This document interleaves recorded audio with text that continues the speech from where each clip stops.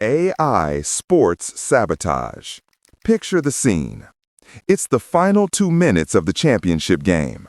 The hopes of an entire city rest on the shoulders of one star player, an athlete known for his ice-cold precision under pressure. He's done this 1,000 times. The ball is snapped, he drops back, scans the field, and spots his receiver breaking free. It's a perfect game-winning scenario. He winds up and throws, but the ball sails 10 feet over the receiver's head, into the waiting arms of the defense. Game over. The crowd is stunned into silence. The commentators are baffled.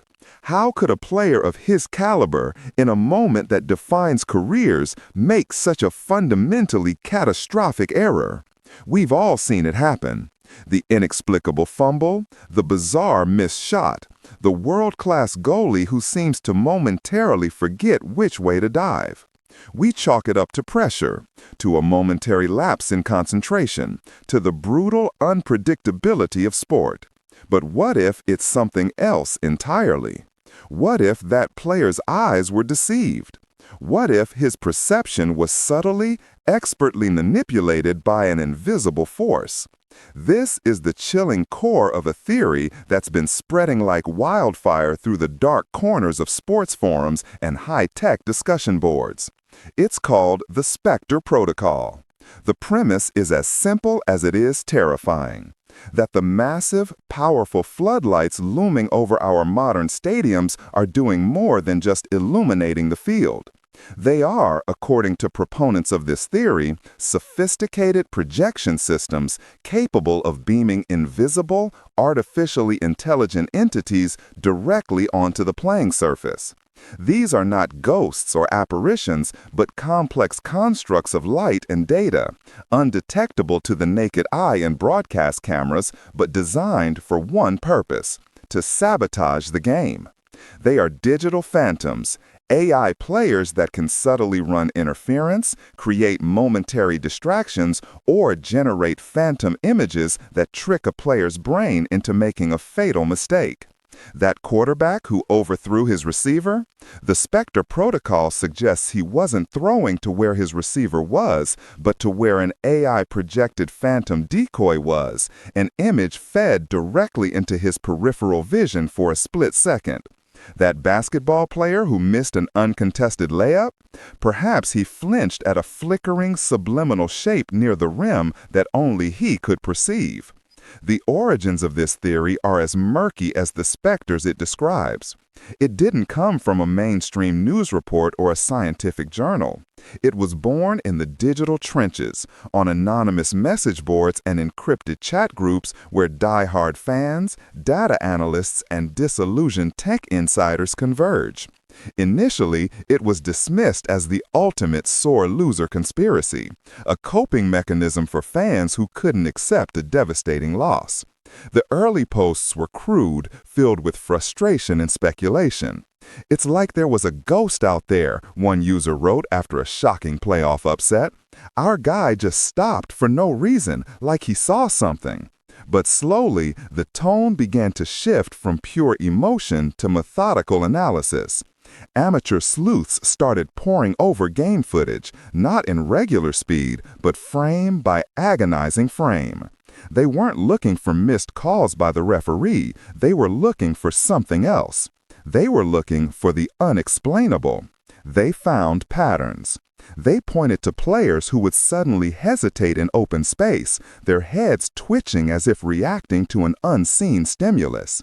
They highlighted athletes making bizarre positional errors, drifting into zones that made no tactical sense, almost as if they were being herded by an invisible obstacle. The theory gained a crucial boost when data analysts joined the conversation. They started running statistical models on player performance, and what they found was deeply unsettling. They discovered bizarre statistical anomalies that defied all conventional explanation. For instance, a star striker with a 95% shot-on-target accuracy from a specific distance might suddenly miss 5 consecutive shots from that exact spot in a single high-stakes night game. The odds were astronomical. It wasn't just a bad day at the office, it was a statistical impossibility. The data suggested an external variable, a hidden factor that wasn't being accounted for. The Spectre Protocol provided a terrifying yet strangely logical answer. It argued that these weren't random dips in performance, they were targeted attacks. The AI, the theory goes, isn't constantly active. It's a scalpel, not a sledgehammer, deployed only at the most critical, game-altering moments to ensure maximum impact with minimal chance of detection. It's the reason for that one crucial turnover, that one missed kick, that one moment of hesitation that swings the entire momentum of a billion-dollar industry. Frustrated fans, tired of seeing their teams fail in inexplicable ways, started to believe. It was more comforting to think their heroes were being cheated by a hyper-advanced technological weapon than to accept that they simply failed. The Spectre Protocol gave them an enemy to blame, a hidden hand manipulating the events they were so emotionally invested in. And as we dig deeper, the question shifts from, could this be real, to the far more frightening, what technology could possibly make this happen? Floodlight AI Evidence. It sounds like a plot from a high-concept science fiction movie. Invisible AI players projected from stadium lights to rig games. It's an easy theory to dismiss, to laugh off as paranoid fantasy. But before you do, consider the staggering pace of technological advancement. The line between science fiction and reality is becoming thinner every single day. The Spectre Protocol, while unproven, isn't based on magic. It's based on theoretical extrapolations of real-world cutting-edge technology. So how, exactly, could it work? The most plausible mechanism is a technology known as advanced light field projection. Unlike a standard projector that throws a flat image onto a surface, a light field projector, or volumetric display, can control the path of light rays in three-dimensional space. In essence, it can create a genuine 3D image that appears to float in the air, an image that can be programmed to be visible only from certain angles or at specific, tightly controlled frequencies of light, placing it outside the normal spectrum of human vision or even broadcast cameras. Imagine a stadium's entire floodlight system networked together, acting as a single, colossal light field projector, controlled by a powerful AI. This AI would have real-time access to every player's position, speed, and even biometric data.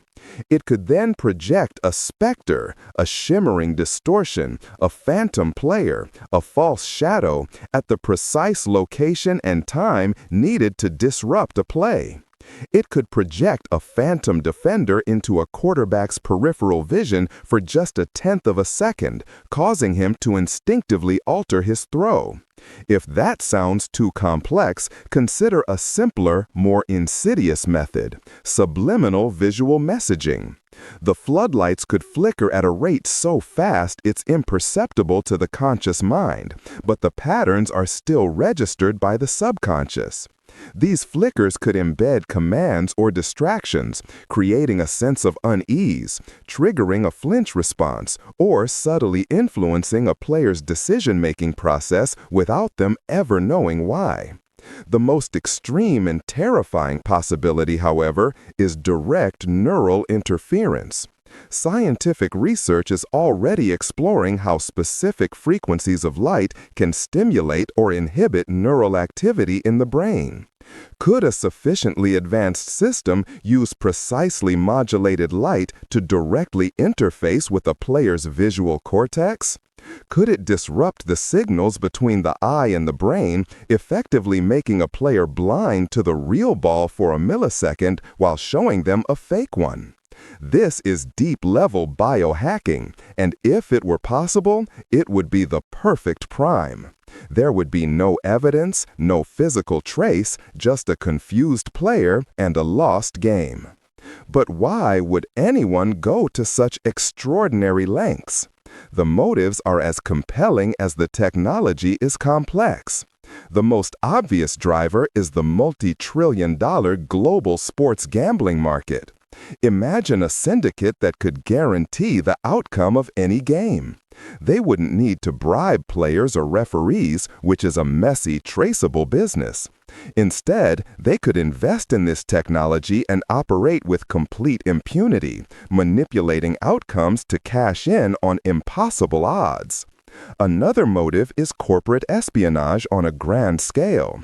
Rival franchises, or even the manufacturers of sporting apparel, could use the protocol to diminish the performance of a star player, driving down their contract value or tarnishing the brand they represent.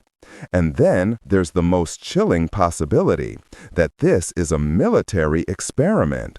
Where better to field test a next-generation psychological warfare system than in the high-pressure, data-rich environment of a professional sports stadium? The AI would be learning, refining its ability to manipulate human perception and decision-making in a live, unpredictable setting. The games we watch would be nothing more than a training ground for a weapon of the future. Proponents claim the evidence is hidden in plain sight. They point to slow-motion replays showing strange lens flare-like artifacts or heat haze shimmers that appear around players just before an error, shimmers that don't correspond to any known light source. They cite hot mic audio where players complain of sudden dizziness or seeing tracers right before a crucial play. They present statistical charts showing that certain teams or players suffer from these impossible errors almost exclusively in specific stadiums, perhaps the only ones equipped with the Spectre Protocol hardware. So, is the Spectre Protocol real? Is it the biggest cover-up in sporting history? Or is it merely the ultimate conspiracy theory, born from our need to find order in the chaos of the games we love? The truth remains hidden, perhaps intentionally, in the blinding glare of the floodlights.